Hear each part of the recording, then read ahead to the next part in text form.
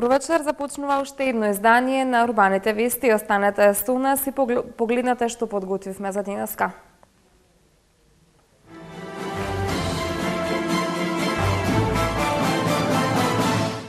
Промовиран приручник за работа со деца до 6 години. Отворен дневен центар за стари лица во населба Маџари. Ке се изработуваат социјални карти за пензионери. Акцијски план за вклучување на учениците во спортските активности. За 20% изголемен бројот на патници на аеродромот Александар Велики.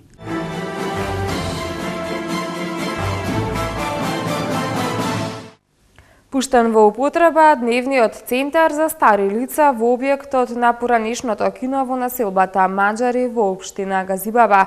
Дневниот центар е потреба на старите лица како за исполнување на слободното време, така и за реализирање на некоја конкретна програма, работилници, здравствена помош и совети. Повеќе за ова од Томислав Атанасовски.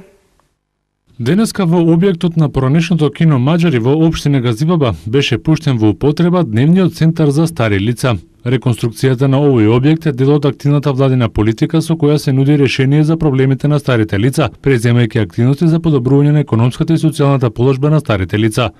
За таа цел е донесена и национална стратегија за стари лица во 2010 година со која се предвидува низа мерки, меѓу кои мерки за возможување вон институционална заштита на старите лица и отворање на дневни центри за овие лица, меѓу кои е и дневниот центар за стари лица во општина Газибаба.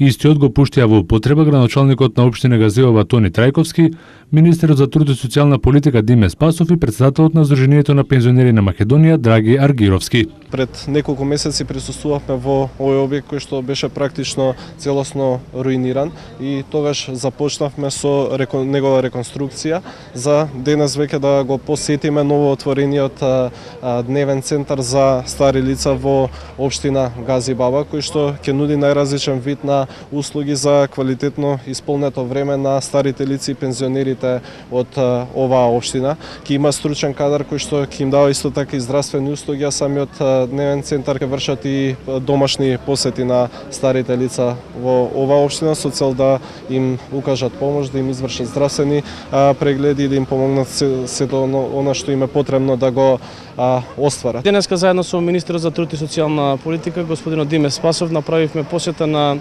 центарот кој што ќе функционира на територија на општина Газибаба, дневниот центар за стари лица, кој што воедно ќе биде и центарот каде што ќе се координираат активностите на екипите кои што ќе прават посета во домашни услови, давање на нега на старите изнемоштени лица во домашни услови.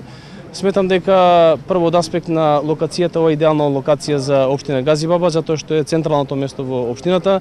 Второ од аспект на вистина се работи за еден објект кој што е од големо културно богатство на Република Македонија и на општина Газибаба. Ова општина има околу 15.000 стари лица и пензионери, од кои 12.000 има пензионери старосни и семени и другите се инвалидски пензионери, но и стари лица за кои ова ќе биде навистина значаен настан, нешто што сигурно ќе го посетуваат и ќе имаат благодети.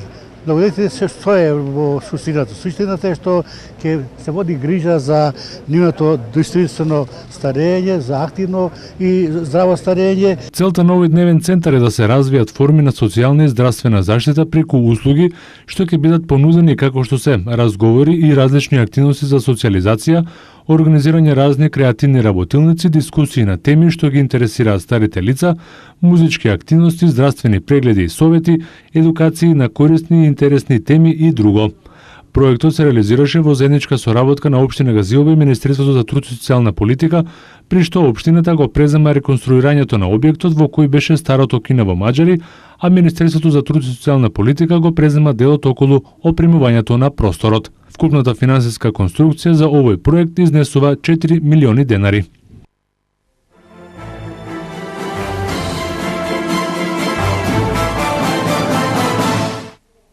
Здруженијето на пензионери на Ѓурче Петров започна со обезбедување на податоци за материјалната и социјалната состојба во која се наоѓаат пензионерите, со цел полесно да им се помогне на оние на кои им е неопходна помош. Процедурата е олеснета, со тоа што наместо вие сами да се пријавувате, тоа ќе го сторат анкетари кои ќе пристигнат во сечи дом. Овие денови почнуваме со една акција, да речем, за евидентирање на нашето членство комплетно, односно изработка на социјална пензионерска карта. Во годината кога од Сојузот на пензионерите на Македонија е прогласена за година на солидарноста, Здруженијето на пензионери Ѓорче Петров е одбрано да биде носител на пилот проектот за воведување на пензионерска социјална карта. Подготовките веќе се направени, прашалникот е изготвен, екипите се формирани што треба тоа да го направат, едино сега треба да се посетат пензионерите во нивните домови и да ги дадат податоците. Таа социјална карта, односно евиденција, прва е во Република Македонија, а тоа е, да речам, и по примерот на земјите од Западна Европа, да имаме комплетна евиденција за нашето членство. Во однос на стамбеното прашање, какво му е, во однос на семејната состојба му е, каква му е здравствената состојба на пензионерот и да можеме, бидејќи ние сме, основната цел ние да ги штитиме нашите пензионери, да им помогнеме и преку тие податоци што ги имаме, ќе знаеме каде да ја усмериме таа помош, кому му е потребна, нему да му ја дадеме помошта. Јас сакам да ги замолам пензионерите од општината Ѓорче Петров, значи да се одзоват на ова наша активност и да ги дадат потребните податоци од анкетарите што ќе ги посетат. Прирачникот методички стратегии во мултимедијален пристап на проекти и проектни активности денеска ја доживеа својата промоција. Истиот е наменет како за децата, така и за воспитувачките во градинките. Општината Ѓорче Петров и градинката Росица денеска ја промовираа стручната книга Методички стратегии во мултимедијален пристап на проекти и проектни активности од авторите Виолета Саид, Оливера Бошкова, Ана Серафимовска и Лидија Атанасовска. Оваа стручна книга се подготвувала 10 години.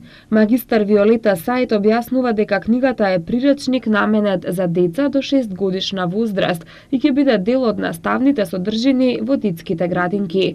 Прирачникот воедно може да се употребува и како стручна литература, користена за студентите на педагошките факултети, како и за воспитувачите и стручните соработници во детските градинки и центрите за ран детски развој.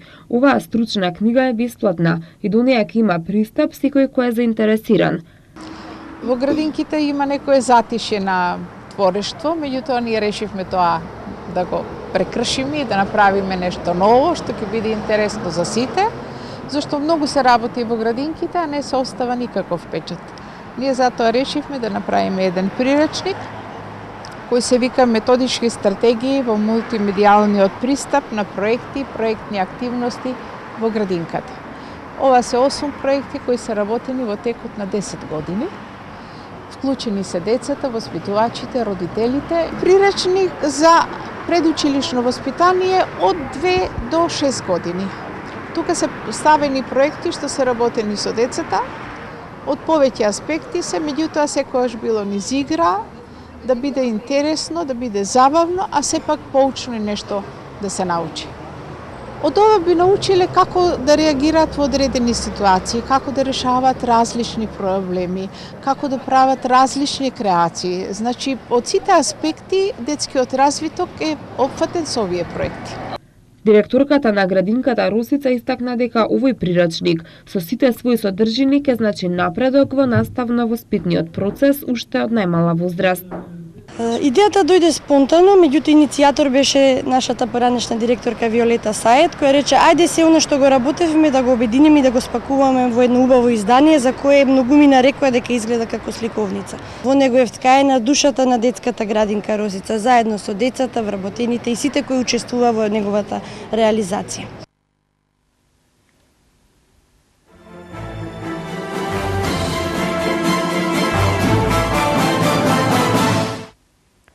Министерството за образование и наука најави реформирање на училишниот спорт со цел во наредниот период во него да бидат вклучени и до 100.000 ученици, наспроти 30.000 колку што биле во минатата учебна година. За таа цел е подготвен акцијски план 2014-2016, интернет страница sportskiigri.mon.gov.mk за распоред на надпревари и резултати. Новините денеска на пресконференција ги најави министерот за образование и наука Спиро Ристовски, заедно со првите луѓе на Агенцијата за млади и спорт и на Федерацијата на училишен спорт на Република Македонија, Маријан Спасевски и Александар Туфекчиевски. Акцијскиот план предвидува во секое училиште да се формира училишен спортски клуб, кој по своја програма ќе ги реализира активностите и спортските надпревари.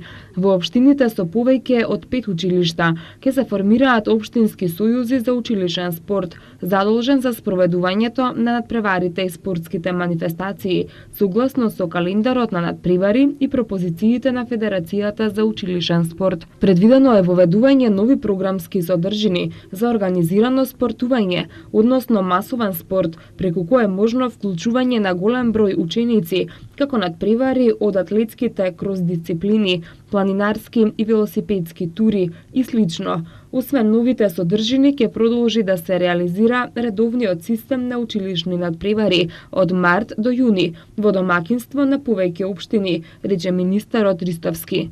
Директорот на Агенцијата за млади и спорт Маријан Спасевски информираше дека од новите програмски содржини најпрво ќе се почне со училишен атлетски крос во март, од кој националниот надпревар за сите основни и средни училишта ќе биде на 17 и 18 мај 2014. Во периодот март-јуни во Скопје ќе се реализира и обука за непливачи "Научи да пливаш", а од 21 до 27 март и од 13 до 19 октомври годинава ќе се организира недела на движењето за деца од рана и предшколска возраст. Според податоците на Федерацијата на училишен спорт, во последните неколку години околу 35.000 основци и средношколци или меѓу 8 и 10% учествуваат во училишни спортски активности. Целта на овој проект е вклученоста да достигне до 50%. Истанбул, Виена, Цирих, Лондон и Малме се 5 дестинации каде што во минатата година најмногу патувале македонските граѓани од скопскиот аеродром Александар Велики. Најголем број патници се превезуваат со Визер, потоа следуваат Turkish Airlines, Australian Airlines и Pegasus. Ова беше истакнато на денешната пресконференција на ТАФ Македонија, на која беше посочено дека лани имало зголемување кај бројот на патници за 20%, со што е достигната бројка од 984.407. Од 2010 година бројот на патници е зголемен за 44%. Во последните 3 години бележиме просечен раст од 10%, а највисокиот просечен раст во Европа е 5%, истакна Алпер Тунгај Ерсој, заменик директор на ТАФ Македонија. Според генералниот директор Зоран Крстевски, зголемувањето се должи на новите дестинации и политиките на владата за субвенционирање. За годинава, ТАФ Македонија најави нови директни летови од Скопје до Париз, Келн, Франкфурт, Брисел и Рим. Аеродромот Александар Велики, како што објави Крстевски, во 2013 година повтор пат е прогласен за најдобар аеродром во Европа, во категорија до 2 милиони патници. Според менаџментот, тоа е потврда дека услугите се меѓу најпрофесионалните. Во оваа категорија во конкуренција биле 250 аеродроми во светот. ПСЖ и Барселона со гостински победи блиску до четвртфиналето во Лигата на шампионите. Тина Мазе од Словенија го освои вториот златен медал на зимските олимписки игри во Сочи. За овие останатите вести од спортот по рекламите.